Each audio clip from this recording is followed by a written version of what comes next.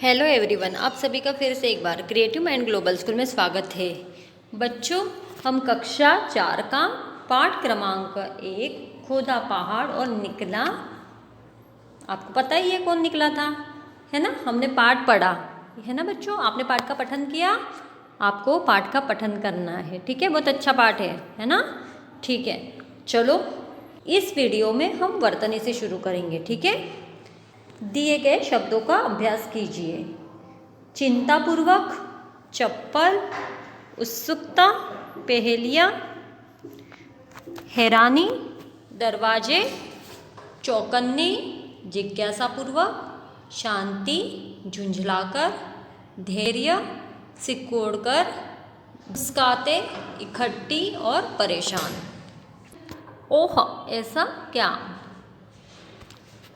कुछ कुत्ते पुलिस और सेना में भी होते हैं, आपको पता है ना, बहुत कुत्ते होते हैं पुलिस वालों के पास, सेना में भी होते हैं। कुत्तों की सूंघने की क्षमता बहुत अधिक होती है, जिसके कारण वे सूंघकर चोर या बम आदि का पता लगा सकते हैं। उनके इसी गुण के कारण उन्हें पुलिस या सेना के मदद के लिए रखा जाता है और उन्हें विशेष प्रशिक्षण दिया जाता है, ठीक है। चलो आओ कर एक देखते हैं। उचित विकल्प पर आपको सही का चिन्ह लगाना है। वे चुपके से कहाँ छिप गई थी? कहाँ छिप गई थी? दरवाजे के पीछे। चोर क्या चुराता था? चप्पल। आशवी को चप्पल कहाँ मिली? टंकी के पीछे। खोदा पहाड़, निकला चीकू, ठीक है। आओ कर दो देखते हैं। किसने कहा, किससे कहा? तुम्हें पता है, कल मैंने उस चप्पल चोर को पकड़ लिया। किसने कहा था ये? आशवी ने कनक से। फिर क्या हुआ, जल्दी बता ना। किसने कहा था? कनक ने आशवी से। वह बड़ी टंकी के पीछे खड़ा था। आशवी ने कनक से कहा था। क्या चिक्कू? किसने कहा था ये वाक्य? कनक ने आशवी से, ठीक है। आओ कर एक, आओ कर दो आपको गृह कार्य में पूर्ण करना है। आओ कर 3 अभी आपको कॉपी में नहीं करना है, ठीक है बच्चों। चलो शब्द ज्ञान देखेंगे। शब्द ज्ञान में आज हम पढ़ेंगे बच्चों लिंग, ठीक है। हमने तो लिंग पढ़ रखा है, ठीक है, फिर भी एक बार रिवाइज करते हैं, ओके। लिंग के 2 भेद होते हैं, आपको पता है। एक होता है पुल्लिंग, एक होता है स्त्रीलिंग, ठीक है। शब्दों के जिस रूप से पुरुष या स्त्री होने का पता चलता है उसे लिंग कहा जाता है ना। स्त्री लिंग के 2 भेद होते हैं, एक होता है पुल्लिंग, एक होता है स्त्रीलिंग। जिन शब्दों से पुरुष होने के बारे में पता चलता है वो होता है पुल्लिंग, और जिन शब्दों से स्त्री होने के बारे में पता चलता है वो होता है स्त्रीलिंग, ठीक है ना। चलो उदाहरण देखते हैं। उसके साथ साथ माँ पिताजी की भी कई चप्पलें थी, ठीक है। माँ कौन सा है लिंग? तो माता होती है स्त्रीलिंग, और पिता कौन से होते हैं? पुल्लिंग, ठीक है। बच्चों, हम स्त्रीलिंग और पुल्लिंग के कुछ उदाहरण देखते हैं, ठीक है। जैसे पुल्लिंग लुहार, तो स्त्रीलिंग क्या होगा? लुहारिन। श्रीमान, श्रीमती। शिष्य, शिष्या। बिलाव, बिल्ली। लेखक, लेखिका। बैल, गाय। पंडित, पंडिताइन। सेठ, सेठानी। कवि और कवयित्री, ठीक है। ये हमने पढ़े पुल्लिंग और स्त्रीलिंग, ठीक है। लिंग के 2 भेद होते हैं, एक होता है पुल्लिंग, एक होता है स्त्रीलिंग, ठीक है ना। सदा पुल्लिंग या स्त्रीलिंग के रूप में प्रयोग होने वाले कुछ शब्द देखते हैं हम। जैसे पुल्लिंग में बगीचा, छाता, रास्ता, पतीला, मच्छर, ये सारी चीज़ें कौन सी होती है बच्चों? पुल्लिंग। तो स्त्रीलिंग में क्या आती है? चाबी, घड़ी, कार, कुर्सी, मेज आदि, ठीक है। चलो आओ करे 4 देखते हैं। दिए गए चित्रों को देखकर उनके स्त्रीलिंग शब्द लिखिए। आपको चित्र देखना है, बताना है, ठीक है। चित्र में देखो कौन दिख रहा है? लेखक, तो स्त्रीलिंग क्या होगा? लेखिका। ये है लुहार, तो क्या होगा? लुहारिन। पंडित, पंडिताइन। गायक, गायिका। करे 5 देखते हैं। लिंग बदल कर लिखिए। पुरुष, स्त्री, सेठानी सेठ, सेठ सेठानी होता है। बैल गाय, कवि कवयत्री। ठीक है, ये आपको करना है बच्चों गृह कार्य में। आव करे 4 और आव करे 5। ठीक है, ओके। चलो, भाषा की पहचान। भाषा की पहचान में आज हम पढ़ेंगे संज्ञा। ठीक है, किसे कहते हैं संज्ञा? किसी व्यक्ति के, वस्तु के, स्थान के या भाव के नाम को क्या कहा जाता है? संज्ञा कहा जाता है। जैसे आशवी उसके पीछे पीछे छत पर चली गई। इस वाक्य में आए हुए आशवी से व्यक्ति और छत से, आशवी क्या है? किसी एक छोटी बच्ची का नाम है, तो ये हो गया संज्ञा। और छत कोई जगह का नाम है, छत पे हम गए थे, है ना, तो छत क्या है? स्थान। इससे हमें पता पड़ रहा है कि आशवी एक लड़की का नाम है, छत एक जगह का नाम है, तो ये जानकारी हमें मिल रही है। तो ये दोनों क्या है? संज्ञा कहलाती है। ठीक है, ये संज्ञा है दोनों भी। संज्ञा के 3 भेद होते हैं। संज्ञा के कितने भेद होते हैं? संज्ञा के 3 भेद होते हैं। व्यक्तिवाचक संज्ञा, जातिवाचक संज्ञा और भाववाचक संज्ञा। ठीक है, यहाँ पे हम मात्र 2 ही पढ़ेंगे आज। एक पढ़ेंगे व्यक्तिवाचक संज्ञा और पढ़ेंगे जातिवाचक संज्ञा। ठीक है, अब सबसे पहले देखते हैं व्यक्तिवाचक संज्ञा क्या होता है।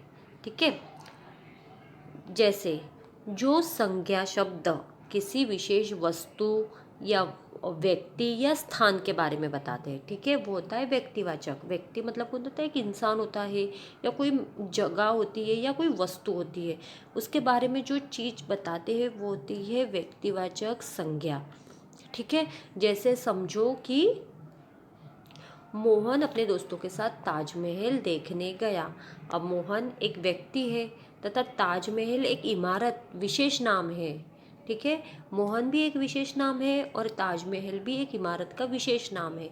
तो ये होता है, क्या होता है? व्यक्तिवाचक संज्ञा कहलाते हैं।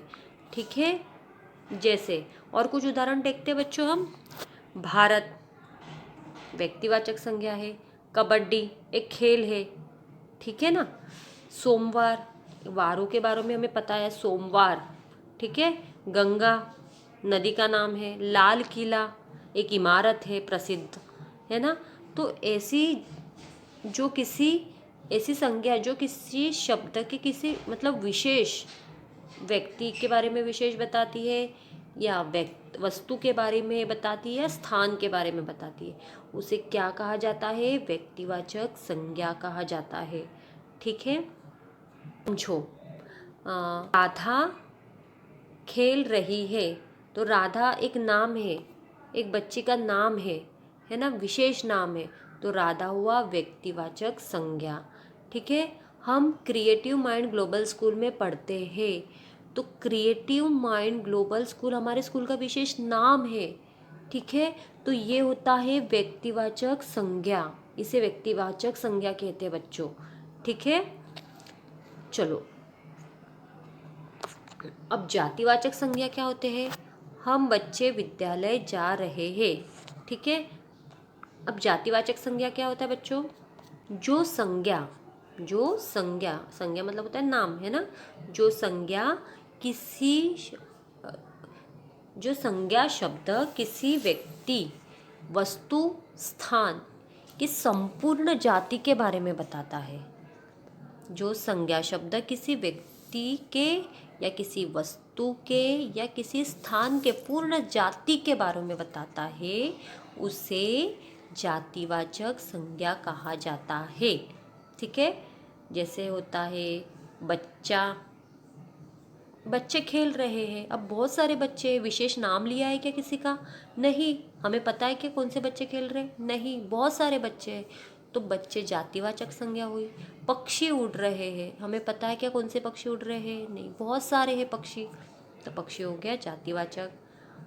मैं बगीचे में जा रहा हूँ, आपको पता है कौन से बगीचे में जा रहे हैं? बगीचा भी जातिवाचक होता है क्योंकि बहुत सारे बगीचे होते हैं।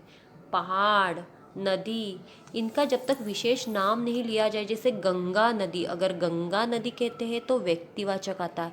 पर आपको बोले नदी बह रही है पर आपको पता नहीं कौन सी नदी, तो वो होता है जातिवाचक संज्ञा। ठीक है। बच्चे पाठशाला जा रहे हैं, जातिवाचक है क्योंकि हमें पता ही नहीं कि बच्चे भी बहुत है और पाठशाला भी वैसे बहुत होती है। पर मैं बोलूँगी कि बच्चे क्रिएटिव माइंड ग्लोबल स्कूल जा रहे हैं, तो बच्चे होता है जातिवाचक और क्रिएटिव माइंड ग्लोबल स्कूल होता है व्यक्तिवाचक संज्ञा। ठीक है ना। चलो आओ करे 6 देखते हैं। दिए गए वाक्यों में आगे सही अथवा गलत का आपको चिन्ह लगाना है। संज्ञा किसी व्यक्ति के काम के बारे में बताते हैं, सही कि गलत? गलत। नाम के बारे में बताते हैं। संज्ञा के 3 भेद होते हैं, बिल्कुल सही। जो संज्ञा शब्द किसी विशेष व्यक्ति, वस्तु या स्थान के बारे में बताते हैं उसे व्यक्तिवाचक कहते हैं, बिल्कुल सही। गंगा जातिवाचक संज्ञा है क्या? नहीं, व्यक्तिवाचक है। ठीक है। आओ करे 7 देखते हैं। दिए गए वाक्यों में से संज्ञा शब्द आपको छांट कर लिखना है। ठीक है। गौवे चरागाह में चर रही है, तो इसमें संज्ञा कौन सी है? गौवे और चरागाह। बालक मैदान में खेल रहे हैं, तो बालक और मैदान। चंद्रगुप्त ने सिंह को बाहर निकाला, चंद्रगुप्त और सिंह। पिंजरा लेकर आया, राजदूत और पिंजरा। उसे पढ़ने के लिए तक्षशिला की पाठशाला में भेजा गया, तक्षशिला और पाठशाला। ठीक है। आओ करें यार, दिए गए व्यक्तिवाचक संज्ञा और जातिवाचक संज्ञा शब्दों को छांटकर आपको तालिका में लिखनी है। ठीक है।